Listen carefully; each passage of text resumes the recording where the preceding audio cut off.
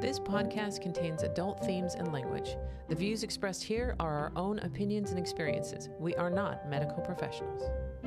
In this podcast, we discuss our opinions about mental health, sobriety, addiction, and our pursuit of happiness and peace. This is Sober Mind.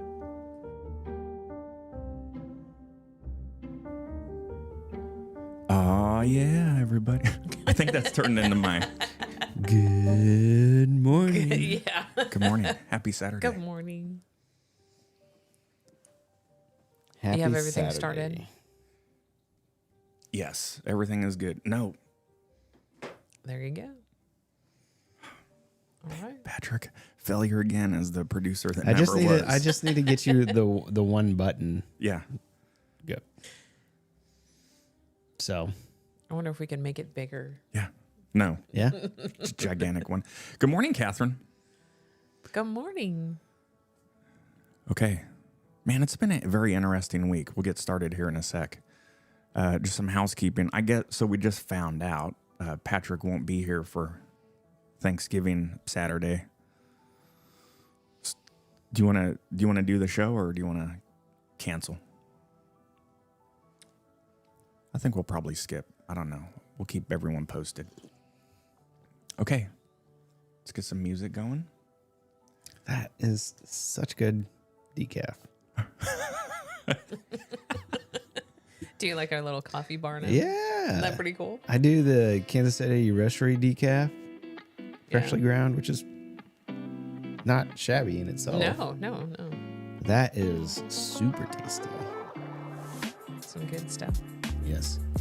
You know, if you're going to do coffee, life's too short for bad coffee. Right. Okay, let's jump in with gratitude, and then we'll have some chit chats. I'll go first. I have gratitude lately for just a lot of the basics: being able to pay our bills, being able to go Thanksgiving feast shopping, health insurance, a job, health, friends. Sorry, friend. I got you. Singular. Yeah. Just I think some of us lose track of that. I'm guilty of it. Like always the next, what do I need? What's going on? Blah, blah, blah. And then it's like, hey, life is pretty good if I could just be content with the little stuff of health, stuff that when you don't have, you're like, shit, I forgot to have gratitude when life was good. So, yeah. I've ran a 5K every day since. I keep forgetting. I'm like, I think I'm on a You streak. took one day off. Yeah, Judy says I took one day off. I've only gotten 3 runs in Nice. since. Only see. That's But I great. started lifting again too, so mixing in the runs with the lift has been nice too. Nice. Nice. That's good. Anyway, so that's my gratitude. Thanks for everyone being a part of my life. Really appreciate that. Oh well. Odie has graced us again with his presence. Odie, we missed you last weekend. Thanks for being here. You stole my thunder. That's exactly what I was gonna say. Wow. I'm grateful for. Well, I've been watching a whole bunch of YouTube videos and watching other people's story with and listening to other people's stories with sobriety, and I'm just grateful that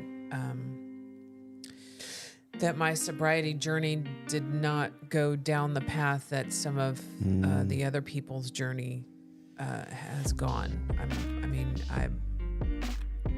I've seen some people who have had to go to jail and who have lost everything, and I'm very grateful that I did not get to that point before I decided to choose sobriety. Wonderful reminder of the bottom is when you stop digging. Yeah. And that just looks different on Looks different on everybody. So yeah. Nice. Perspective is always good. Yeah. I have some specific gratitude. This one goes out to Odie specifically. He is a good friend virtual or not, still an amazing friend. He runs his own Twitch channel. If you're ever in that realm, ODN7, he does a lot of Mass Effect streaming for the multiplayer community, which I'm a part of, and I'm very grateful because every time I stop by, he has started to put our, the link to the podcast in here, and has taken time to talk about like how important it is to give space for mental health, and discussing it. That's and awesome. He talks about the accessibility of our podcast, how that we're just not professionals, but we're also like really earnestly talking about the topics and just giving genuine space for it. And that's not easy to do. Usually in the Twitch/gaming space, everybody's like, I just want to get to my game and get out, and he's taken a long time to help cultivate the communities that he has on his Twitch, and then other in the Mass Effect Discords as well. But I'm very thankful for the sense of community there, and just being honest with everything. So it's nice to be able to stop by. He gives us a shout out every time I stop by, so likewise, thank you very much, sir. If you're ever in a Twitch realm, ODYN7 is a good dude to check out. N7, is that the ship, the Andromeda?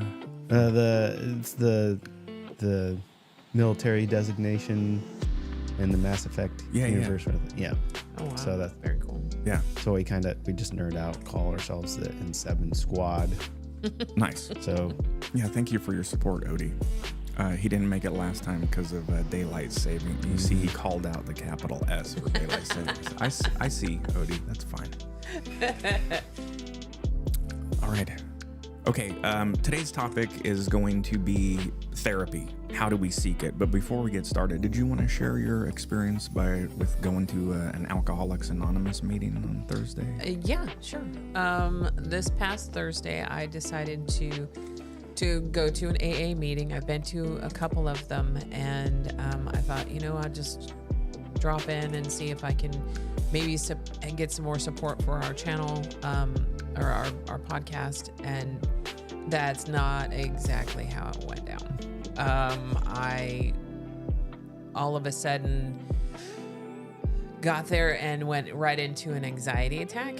I started feeling the glass frog, the imposter syndrome, my anxiety, my heart was pounding, my palms were sweaty. I wanted to get up and leave, but I didn't want to draw attention to myself. Everybody there was compassionate. Everybody there was kind. Everybody there was supportive.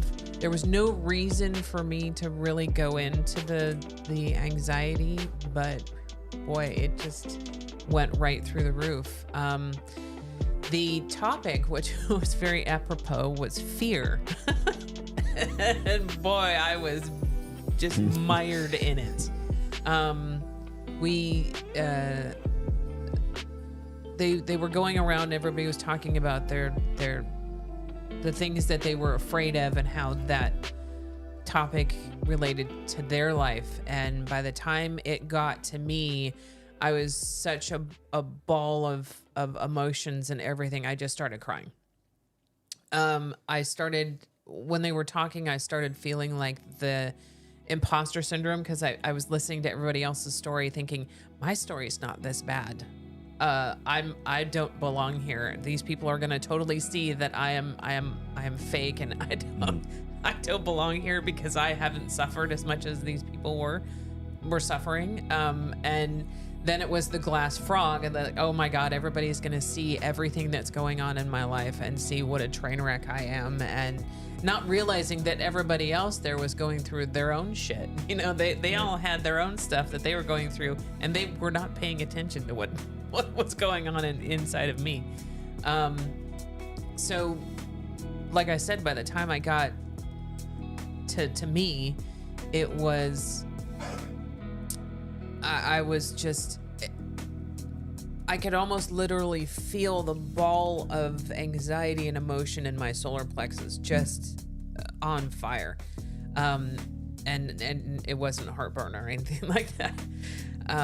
So when it it got to me and I just started crying. The only thing I could do was sit there and thank everybody for sharing their stories. Thank the person who was heading the meeting for doing it, because it was her first time heading a meeting, and to give a little bit of an explanation of why I was there and what I go through, during my sobriety journey. And then I had to just let it pass because I couldn't. I was just too much of an emotional wreck. Now I went there thinking, okay, well, I've been to an AA meeting before. I know what to expect. I know how things are, gonna go, but that is not how it ended up. I had a really good experience, even though it was traumatic. It was it brought a lot of stuff to the surface for me to pay attention to. It made me realize that I went there for a reason, and there was a lot of stuff. Physically, my body was telling me that there is a lot of stuff I haven't processed yet. There's a lot of stuff I haven't worked through yet. Mentally, I couldn't pinpoint what it was. But when I got there, it was obviously something I had not processed or worked through, and I needed to take a deeper dive into my own quagmire of issues to try and work on why I responded and reacted that way. But yeah, that was my experience. I'm proud of you. Thank you. Yes. I'm gonna go again. Yeah, so I might go with you. It was a good. I mean, they're good people, and it was a good experience. It was traumatic, but it was a good experience. Yeah, I'm surprised by how much I get surprised by how I still respond to stuff too. It's you and I were talking, babe, you're too hard on yourself sometimes with this stuff. Just let it happen, That's not one of those things I'm trying to work on. Yeah, you are hypercritical. That's been a lifelong battle for you. Yes, my inner critic can get very loud. Mm-hmm. I even had to talk to myself in the shower this morning. You have to let go of control. Let things happen the way they're going to happen. You cannot control every single thing that goes on in your life. You have to let things kind of progress organically. And my inner critic was not happy with that one. No. Well, sounds like a very powerful interaction. So I'm happy. Yeah. I'm glad you got to experience that, even though it wasn't. You got to experience, Yeah, and it just it brought home to me that I still have a lot of stuff that I want to work on. Not that I need to work on it. I want to work on it to better myself, and Yeah. it just kind of it highlighted those things a little bit. Yeah. I had an emotional encounter that completely surprised me too. I went to grab sandwiches. Shout out to Jersey Mike's, delicious. I was driving by the stop sign, by the stoplight, and I looked over, and there was a homeless gentleman, and I wasn't in an area. I was across the intersection. I wasn't right there, so I would have helped out, because it tugged at my heartstrings. Because here was my emotional events. Saw the homeless guy, looked down. He had a German Shepherd mix dog, gray muzzle, and the dog was just sitting there all proud like, and it was starting to get cold. And I saw that dog, and I just started bawling. I just started crying, like super hard. Then as I was driving into the parking lot to the sandwich place, I was questioning my own integrity. Like, you weren't crying at the homeless guy, John? You were crying at the dog? It's like, what the fuck is wrong with you? I'm like, hey, nothing is wrong with you. That's how you responded emotionally. You had a trigger. So I was talking to myself in the sandwich shop. The lady's like, sir, are you okay? I'm like, I cried at a dog, Yeah, welcome to the party now, Yeah. when you get to have all those fun conversations. But it's another good example. You go through it. Patrick's going through it. I go through it all the time. We we're fresh, nubile little babies. You know, we've been sober. Noobs. Patrick's got a year on us, but 2 years is nothing to shake a stick at. And we continue to grow. There's a lot going on with ourselves, and we gotta give ourselves grace and just let it happen.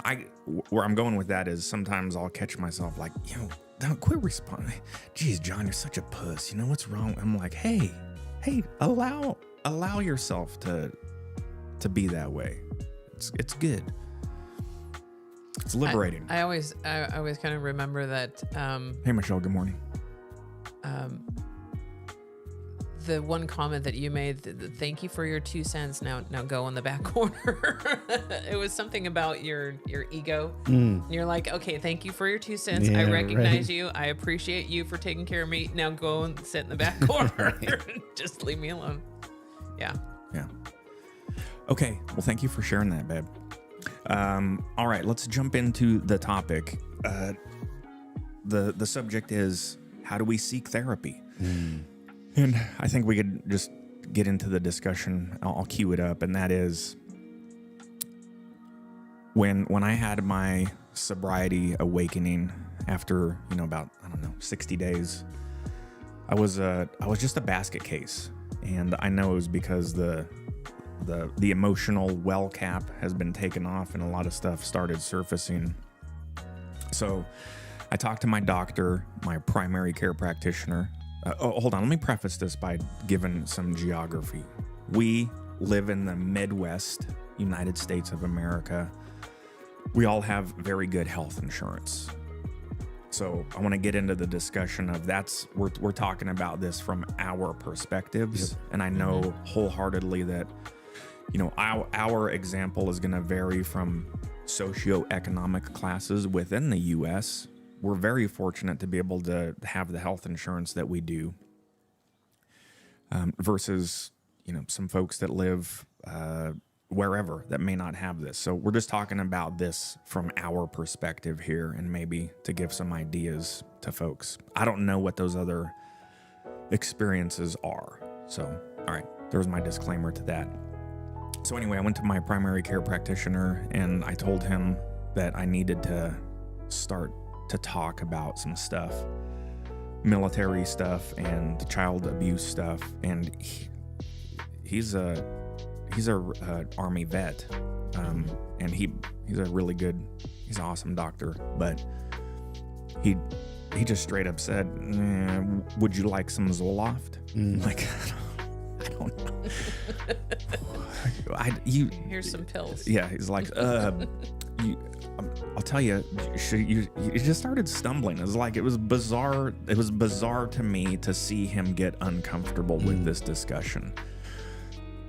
So it made me a little uneasy, because I was starting to experience a lot of depression, anxiety, and panic disorders and attacks. And I was just a mess. And so starting to have this conversation took a little bit of courage from me, but then it started to make me feel uncomfortable.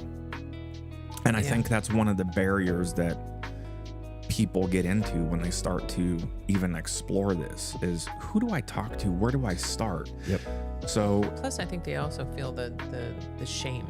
Yeah. That goes along, because there's such a stigma on it that once you start talking about that mental health issue, or acknowledging that you would like help or you need help, there's such a stigma on it, and it creates such a bubble of shame around the person who is in the thick of it. Yeah, straight at it is like, we've talked about this before, I go to the doctor if my arm is broken, right? Please cure me. Or I go to the auto mechanic because my car needs attention. Please fix my car. Mm-hmm. We automatically, well, not we, but there's the stigma of like, if I need to go to somebody to talk about mental health, if I go to them the same way I go to the other professionals, that must mean my mental health needs fixing, right? It's broken. You're broken. And that's the stigma that we need to get rid of. This is just like, just like physical therapy isn't just for when you have an issue with your arm or your leg or your back or whatever, like this is like stuff that we, would benefit on the daily basis, just understanding and taking care of your body. Yeah. Maintenance. Same with therapy, like thinking the same way, that it's just general maintenance, Yeah. right? Mm-hmm. It is not a bad thing. Yep. So let's jump into the discussion, but I'm going to finish by talking about the whole experience. So it was recommended that I seek talk therapy from the certain area. I got a number. So I called that place. I didn't get a call back. So again, you start to, and I needed help like now. That's the frustrating thing. So I looked online. I came across BetterHelp. It's not sponsored by BetterHelp. I know they're a huge sponsor of YouTube content creators. And I started to look at that, but they didn't take our insurance, and it was quite costly. And I didn't feel like having just a virtual engagement anyway. I wanted to go talk to a human being. So, your mileage will vary, but there's virtual help available now. You can get it through your phone. I've never tried it out, so I don't know what the experience is on that, but I ended up calling the place and I'm like, hey, I filled out this inpatient thing, this, patient intake form and blah, blah, blah. They're like, oh, sorry, we should have got back to you. I'm like, yeah, this is like a couple months later though. Mm-hmm.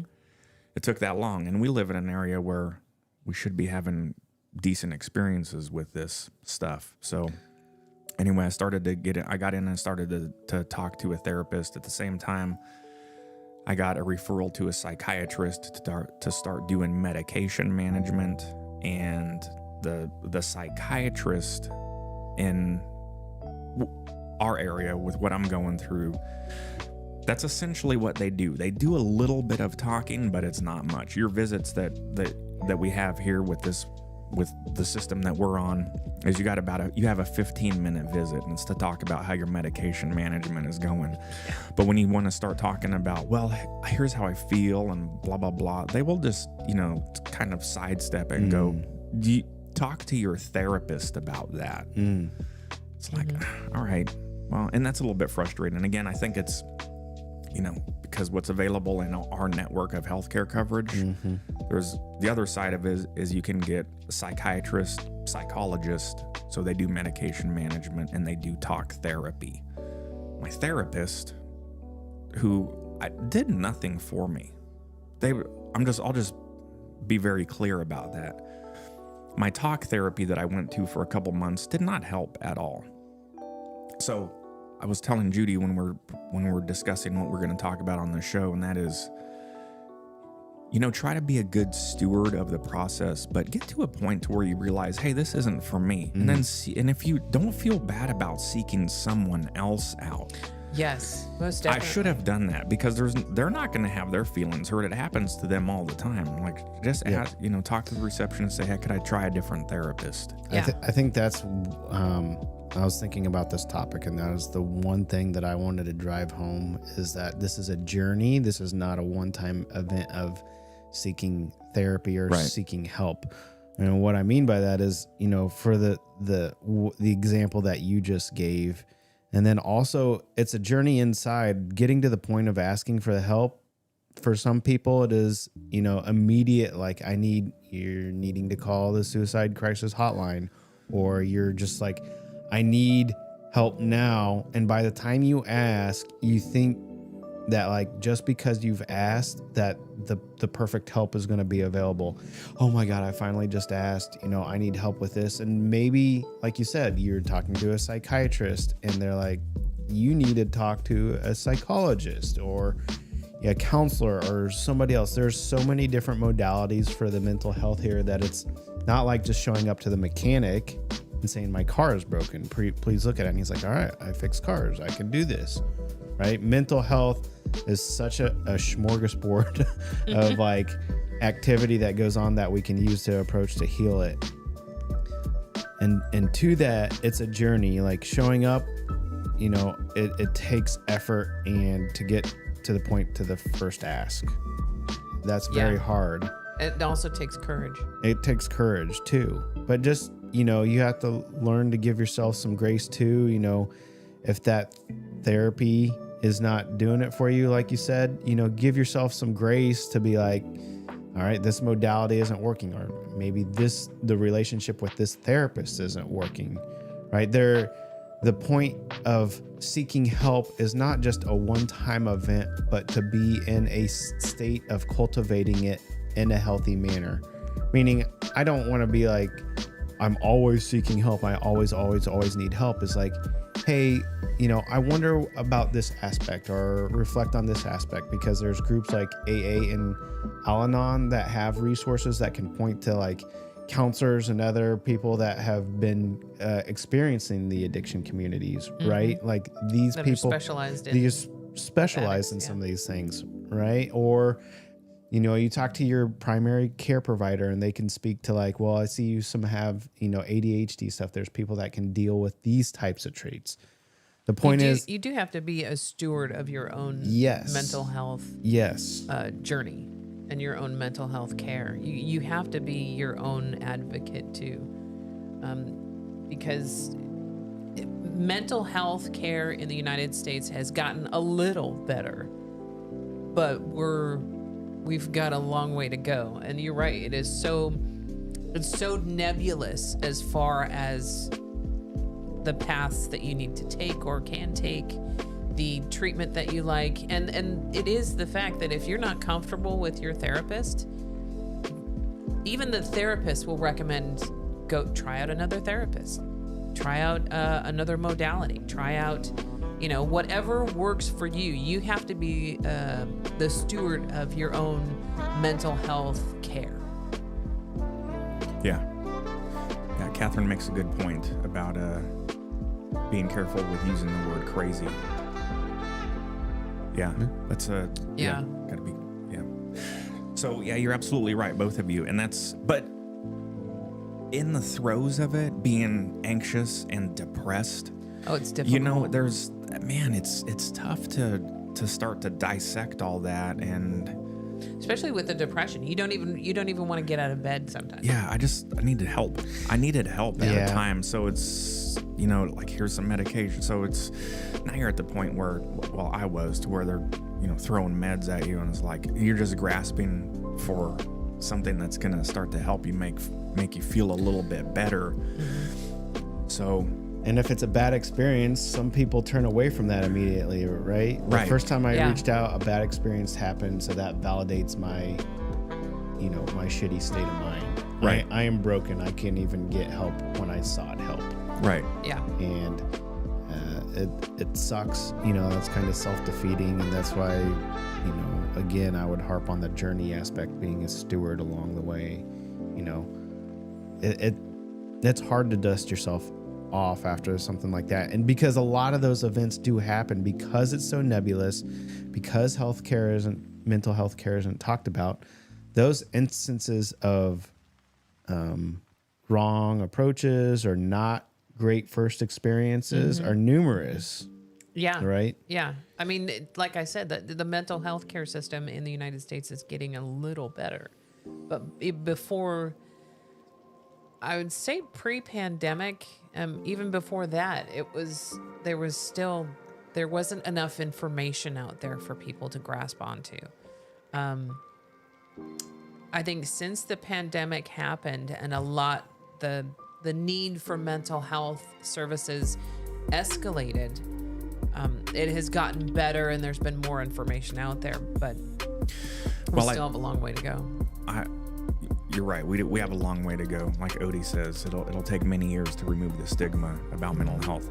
And unfortunately, living in the capitalist world that we live in, a lot of this mental health care that we're talking about that surfaced from the pandemic, it wasn't done for free. A lot of these companies pop up because they see these opportunities, and you may not be getting the best care. And again, it boils down to, this is a form of harm reduction, I think, because there's a barrier to it, just like there's a barrier to being an addict and an alcoholic and to getting help in the proper way. So I don't want to belabor the experience, but I I want to say also, when Judy and I were talking about this last night briefly, is that when you're having a mental health issue, various forms of it, I think it's important for you to start to figure out a path of discussion. Yep. That's Yep. key. I'm pretty stoic with emotions. Who am I kidding? I wear my heart on my sleeve. I'm all over the place. But I think I'm more of the closed corporation than you are. yeah, but when I have a depressive episode, it just sucks you into a tiny little shell of silence. And that silence just starts to make it worse and worse and worse. And it's so easier said than done of get your ass out of bed, go talk to somebody, sit up and go talk. Yep. It's the, I don't want to get in, we've talked about it before, but it's the whole chemical release that happens in your brain. It's helped. I'm going down a rabbit hole of the therapy thing. My talk therapy didn't help me a lot at all. Mm-hmm. What helped me more and more was, us three being able to get together and talk. That's such a benefit. And there's been a couple ish episodes where I broke down and cried, and it's because twofold. We have control in here about what we talk about, and we have a forum. We have 2 other people that are listening to us or more. So And a high level of trust. You're hitting on the second point. Don't live with this shit alone. Yeah. Meaning, like, you may have not found your therapist, your counselor, your coach, or whatever that you can talk to with it, and you're trying to vocalize, do I need help or whatever. Find somebody to talk to or some avenue to talk to or to address it that is not just internal. And I realize this is going to be a very hard part, because that first person you reach out to may not be a specialist, may not have the skills to deal with what you're dealing with. And it may be a family member. It may be a family member, or friend, and their responses may not align to your needs. But just know that you're not asking them to solve your problems. You're talking to them to, like, alleviate yourself, to try and expel some stuff, like to externalize some of the internal stuff. And those are the first steps, is like learning how to externalize some of the stuff that's going on internally. And it's going to be awkward. It's going to be cumbersome, because it's lived up here for years. It's lived up here for like decades, and it's honed itself up there. And to be able to to begin to externalize it, it's a new experience. And so you're going to have to, that's part of the learning process. most definitely. And speaking of having that, man, it took me years and Judy to be able to say, I'm an alcoholic, I need help. Man, now that I think about it, that shit seems like it's impossible to discuss many years ago, Mm-hmm. That's tough. And I think that even now, having the courage to come out and say I'm an addict is still, even just that little bit is kind of releases the pressure valve a little bit for somebody going through some stuff. yeah. So that we have sort of the extreme. Well, they're not that extreme. And that is, I have a mental health issue coupled with addiction that I need to talk about. There's a lot of people out there that may not have the addiction component at all, too. So that's, I need help. I need to, something is not copacetic with my brain, and we need to start to figure out what's going on. Or you may not know that. Man, I'm confused. I don't know what the F is going on. Yeah. Right? Yeah. That's this. Yeah. And then you have, take this in the spirit for which it's intended. If you talk to a family member, that family member might be a rescuer. So they're going to put a cape on and they're going to tell you, well, here it is, and you got it. And it's like that. They're going to try and fix. So yeah, they're going to try and fix with the best of intentions in their heart. Sometimes we should just be able to sit there and listen. Maybe that's what it takes too. But Well, every person is going to have their own path. Just like it's it's better therapy for us to sit here, the three of us, and to go through all these topics and discuss everything. It gives us more of a release than your experience with a therapist. So everybody is going to have their own way of dealing with their issues and progressing and growing and having their aha moments. So we encourage you to go out there and experiment, go out and try, even if it's just like to sit up in bed and get on your elbows and just sit there for a minute. I know being in a depressive state, you don't want to try. You don't want to do anything. You just want people to leave you alone. You want to hide. You want to pull the blanket over your head. And it takes an exorbitant amount of energy just to accomplish the little things in your day. But if you were to just accomplish one thing at a time, just put one small little accomplishment in front of you and try that. And then when you do that, another small little accomplishment that gets yourself into a pattern of moving forward. Then once you're at the point where you can talk about it with somebody, or you want to talk about it with somebody, just reach out to anybody you can think of and take that initial step. Once you do that, you can get yourself into the habit of doing it a little bit more and a little bit more and a little bit more. And eventually you can get to a therapist or a doctor or a psychiatrist or wherever you want to go. But finding your own way of getting out of it, it's going to be an individual, cater to each individual person. Yep. I would call this part of the journey is like understanding by knots. And what I mean by that is you talk about the small goals and repeating those. For example, if you reach out to somebody and you're like, I finally asked for help, I know somebody, and then they ended up, if they're a rescuer, maybe they're a narcissist, and like you get done with the conversation and you're like, they just made that all about fucking them. Mm-hmm. Yeah. I'm still broken. And guess what? That was a win, because you realized, hey, I'm proud of myself that I was able to vocalize that. Maybe talking to that person isn't the right person, right? Yeah. Or maybe going to this specialist was not it. That doesn't mean that you're continuing to be broken. That means like your journey forward doesn't lie in that path, which is, we may not know what's forward, but at least you can say like, well, it's not that, and it's not that, and it's not that. So, by beginning the process of elimination, you can begin to understand, some other areas that your issues maybe exist in, some behaviors that you understand with. What works for you? What works for you? Mm-hmm. What works for you entails of finding out what doesn't work for you. And that is okay. That is okay. And I think that's the most important thing about this is, these meds didn't work. I need to be able to talk about that because you did a lot of work, John, when you were going through that. You were vocalizing your feelings and how it made you feel. Do you think that you had that much introspection like 5 years ago?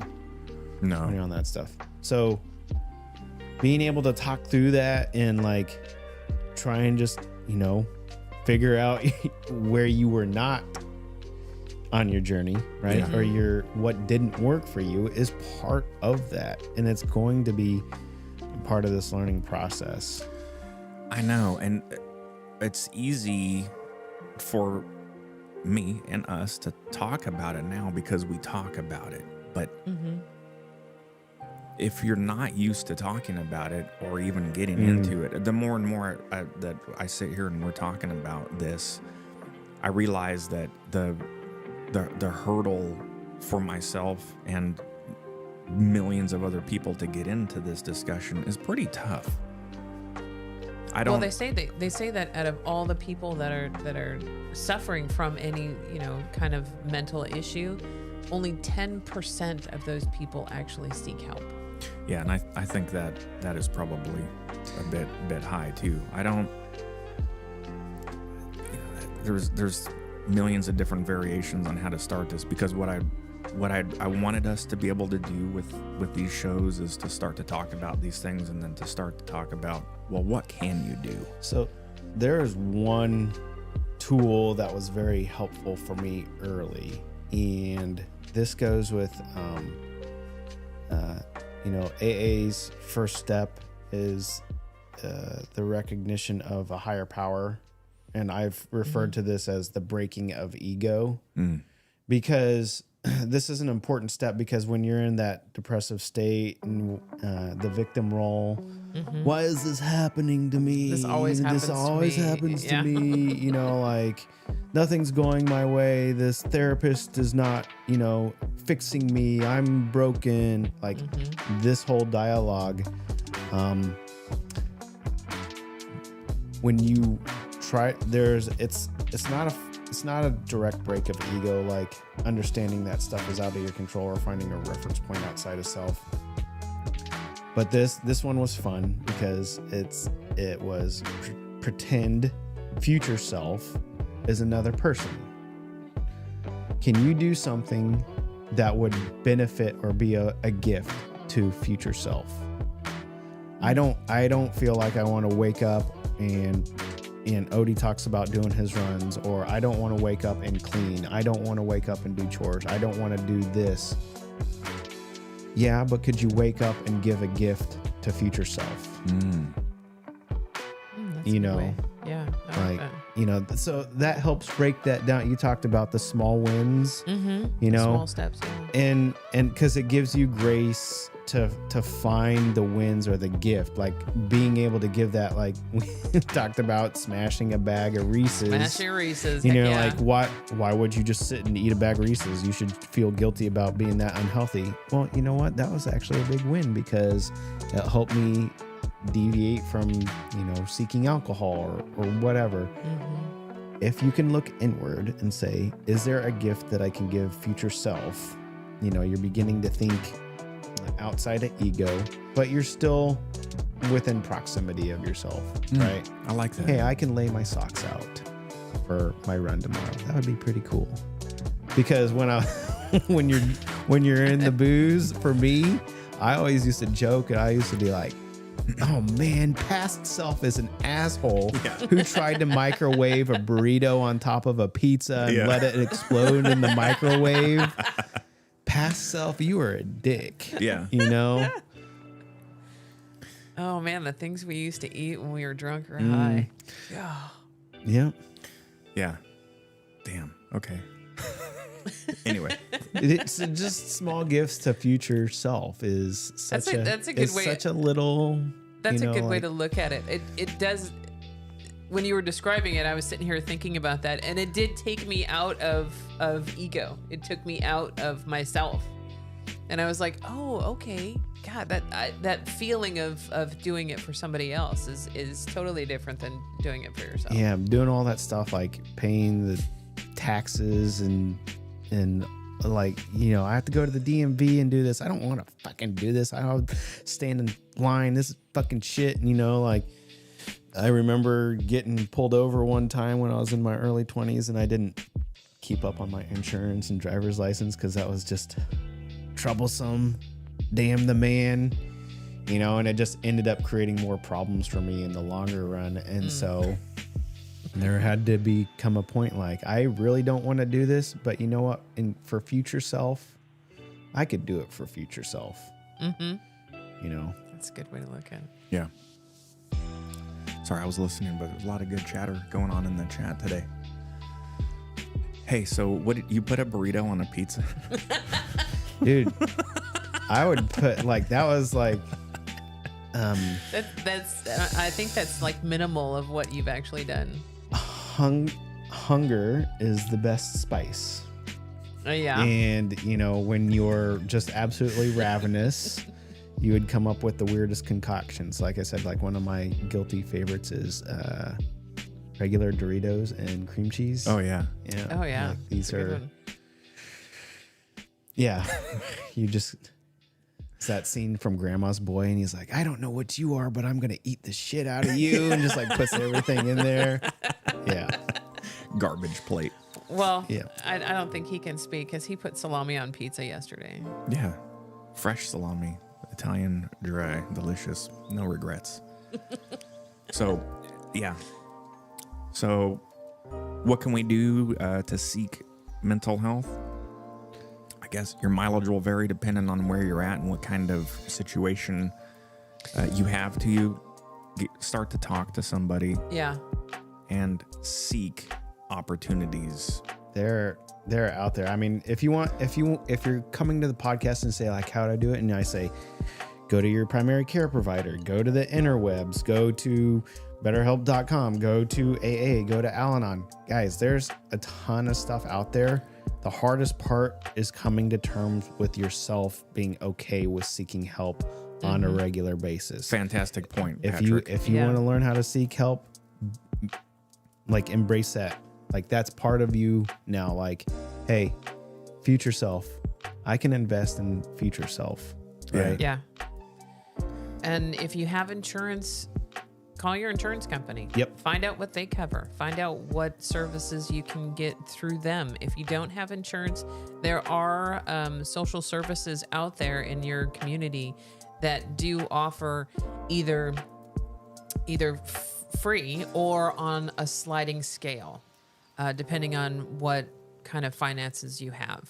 But there's stuff out there now, especially on YouTube and TED Talks and other stuff like that. There is you can inundate yourself with all kinds of information and just, I mean, there's 10-minute meditations, there's 5 things to do to help boost positivity. There's a plethora of stuff that's out there.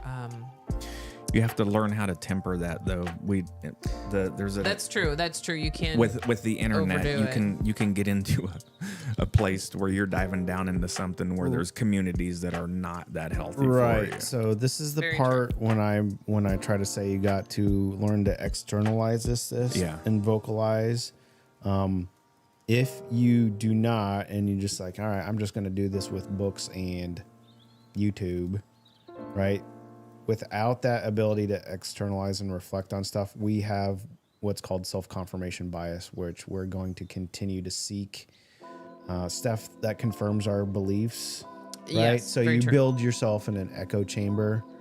You know, this is where we get the mindset of like, I've researched it on my own. I don't need to do all this. Like, We Look, do a lot of self-diagnosing. we do a lot Well, of. it's definitely not the end all be all.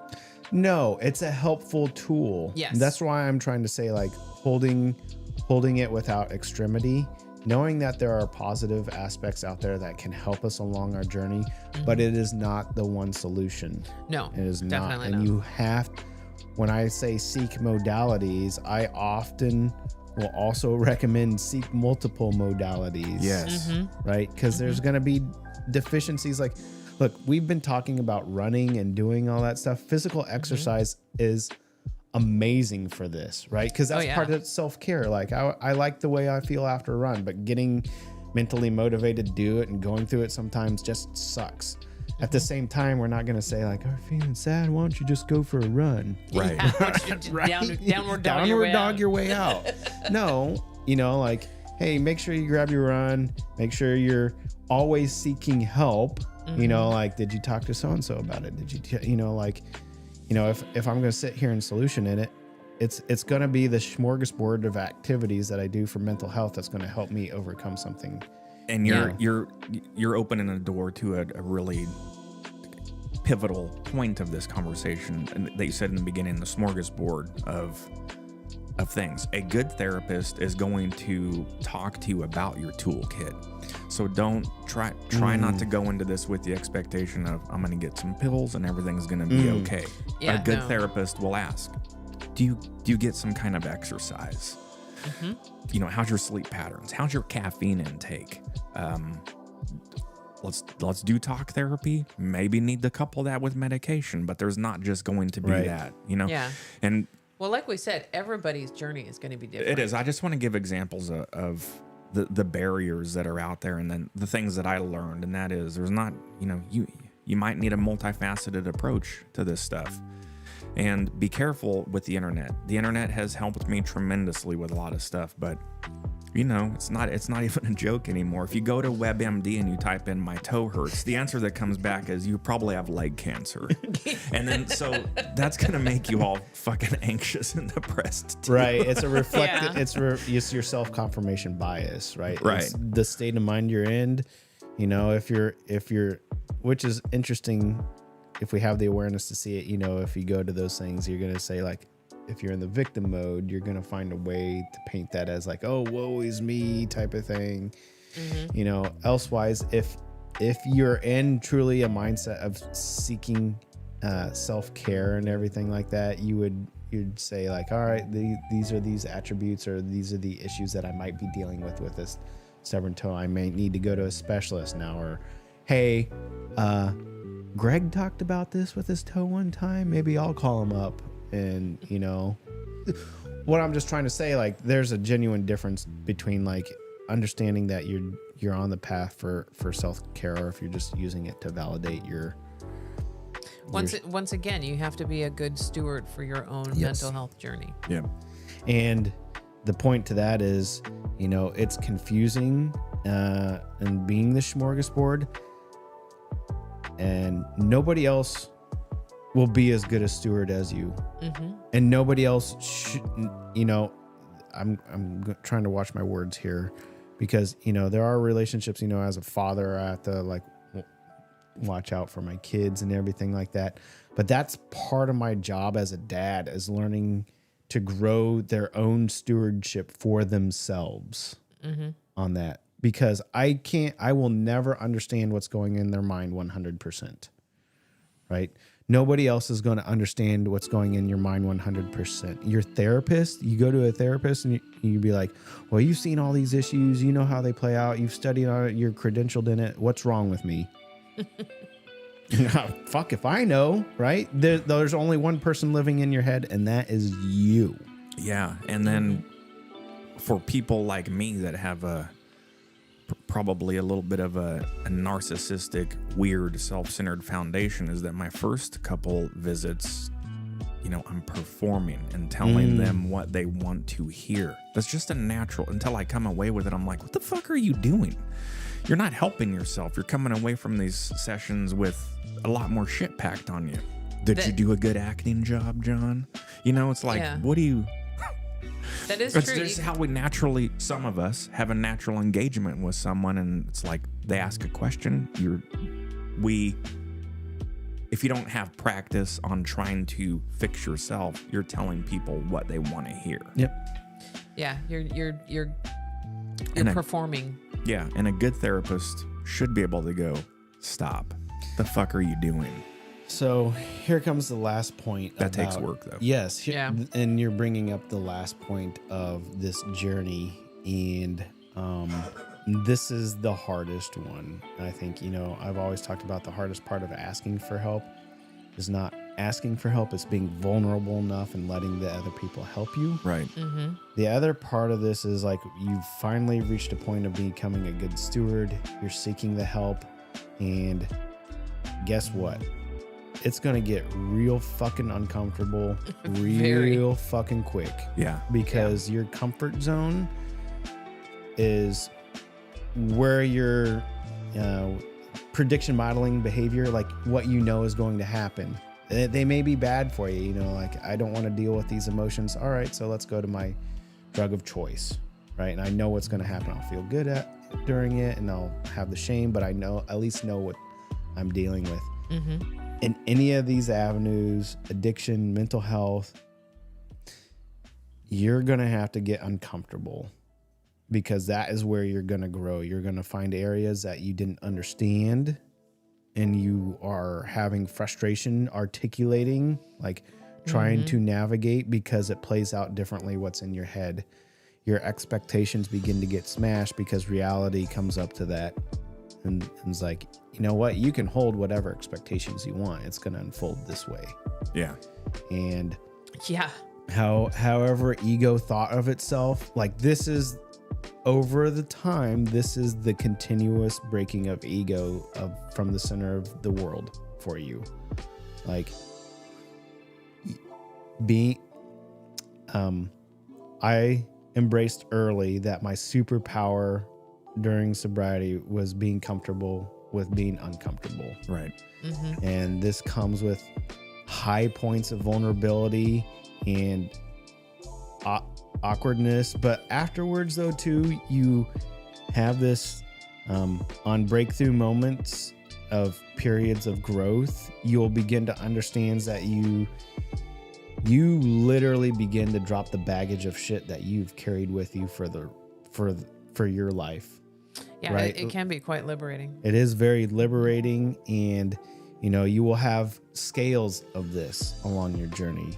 Like it'll be like, oh, hey, hey, that was pretty cool, to like full on blown, like crying, drawn out, like I just remember some of my sessions, like, just like where you're just so exhausted from either crying or just like emotionally depleted, and in the middle of your heart, you feel this like warmth and lightness come within you that you're like, oh my God, I've been carrying that around for years.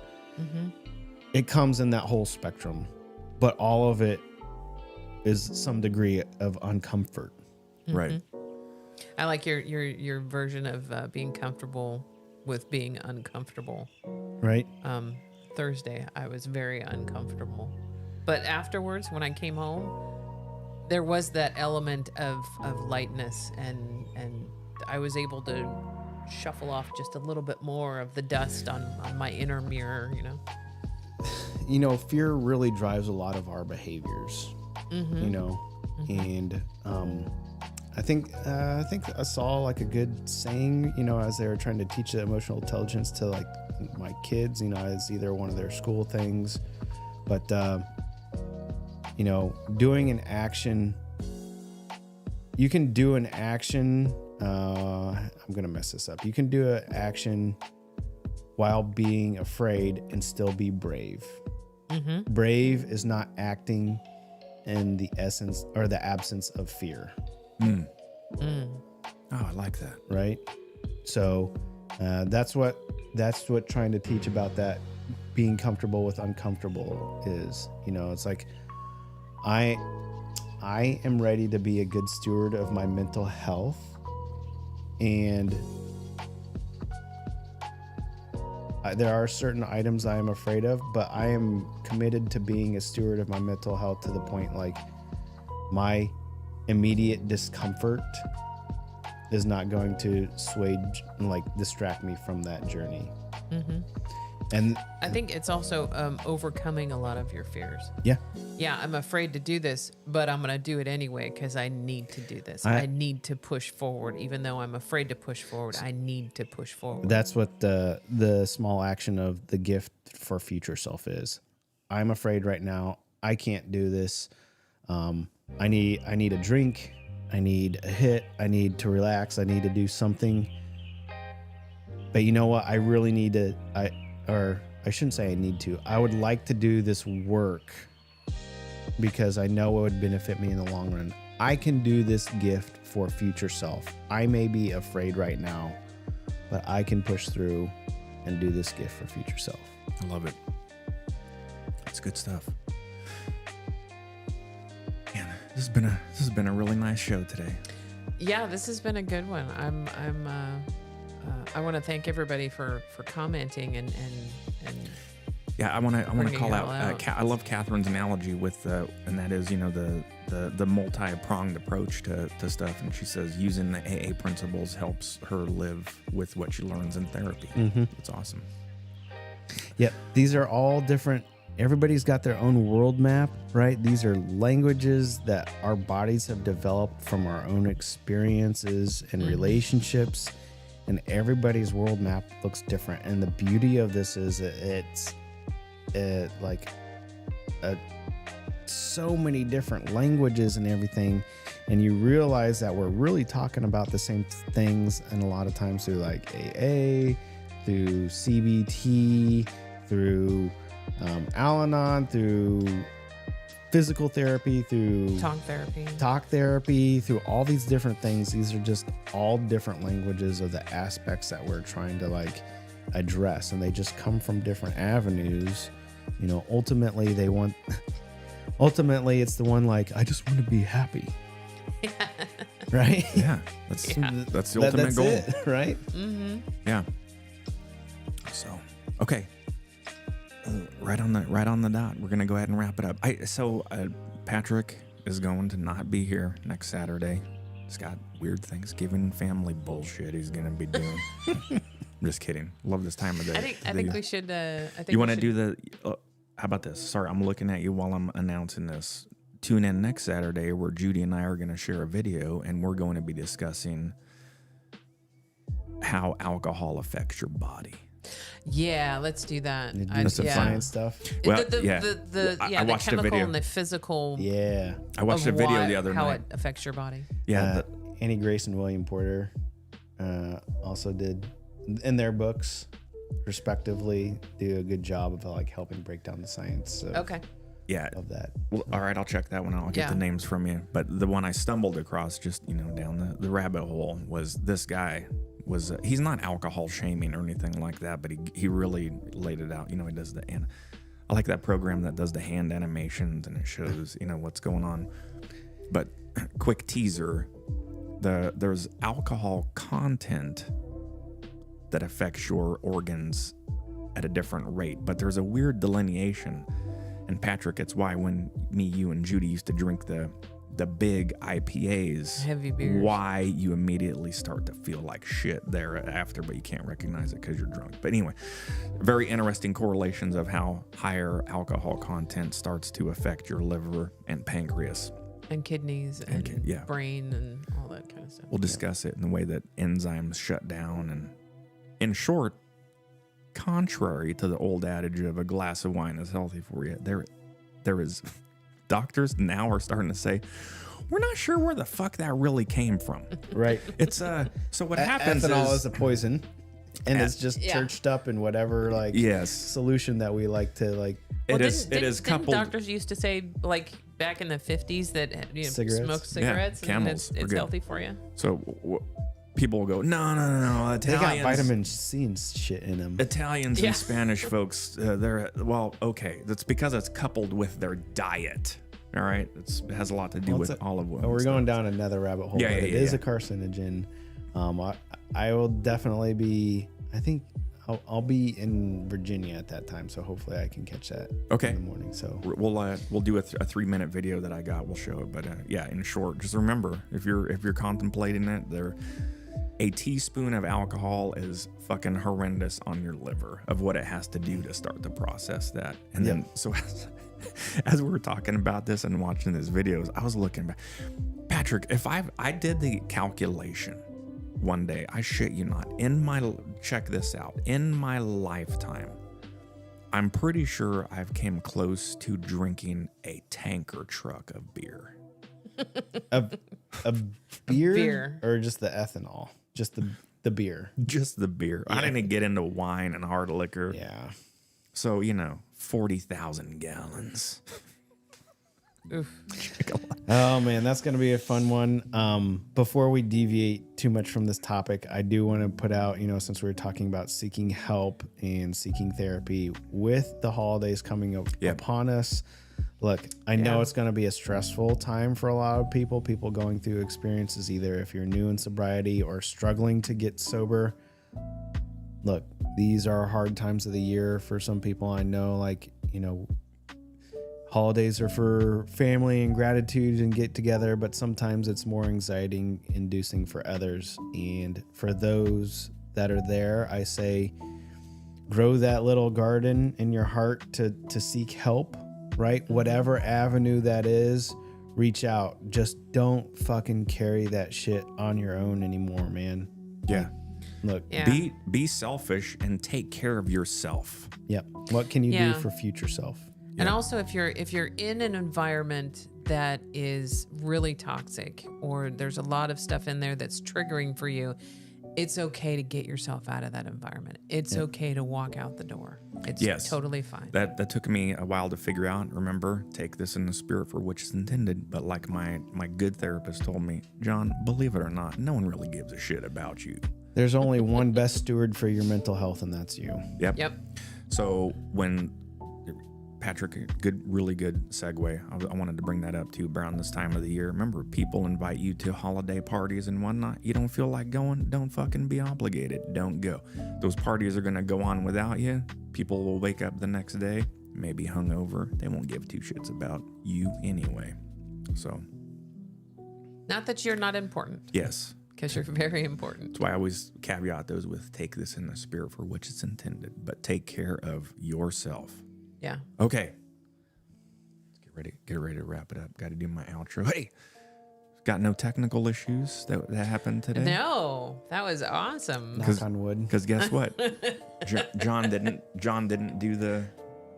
go experimenting with the software. Where's my mouse?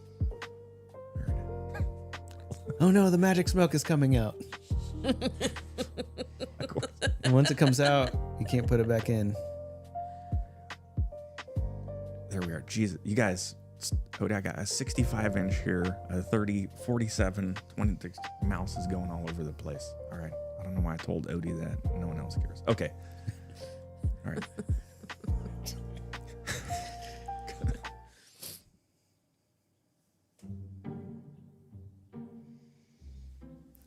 That transition would have looked a lot smoother if I had a audio engineer helping me.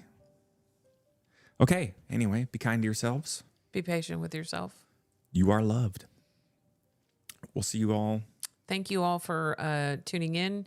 If you're listening to this on a podcast, we would hope that you would log on to YouTube and hit the subscribe button for us. That would be YouTube.com /@sobermind. Because podcasts take money. Shit is not free. Look at all this. Happy Thanksgiving, Yes, everybody. and have a good holiday. Once again, if you're in an uncomfortable situation, feel free to leave. Okay, bye. Don't leave the podcast. Yeah. Don't leave the podcast. All right. Bye, y'all. See you next Saturday.